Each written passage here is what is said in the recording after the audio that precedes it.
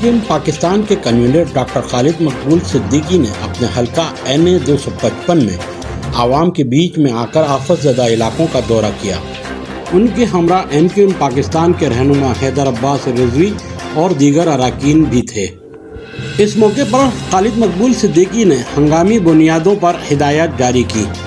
इस मौके per unit in charge Aamir Siddiqui और UC कमेटी मेंबर और जॉइंट UC इंचार्ज शकील और UC पैनल नामजद उम्मीदवार चेयरमैन असलम और वाइस चेयरमैन ज़ीशान फारूकी ने इलाके के मसाइल पर बात की और इस मसले को जल्द अज जल्द हल कराने की यकीन दहानी कराई।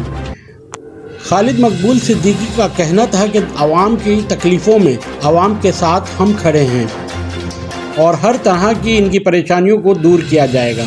MKM पाकिस्तान के रहनुमा हैदर अब्बास रिजवी का कहना था कि पहले भी हम अपनी आवाम के साथ खड़े थे और आज भी इस दुख की घड़ी में इन्हें अकेला नहीं छोड़ेंगे और मुसीबत की इस घड़ी में MKM का एक एक कारकुन अपनी आवाम के साथ खड़ा है और मुश्किल की इस घड़ी को दूर करके रिलीफ दिलाने तक आवाम के साथ खड़े हैं।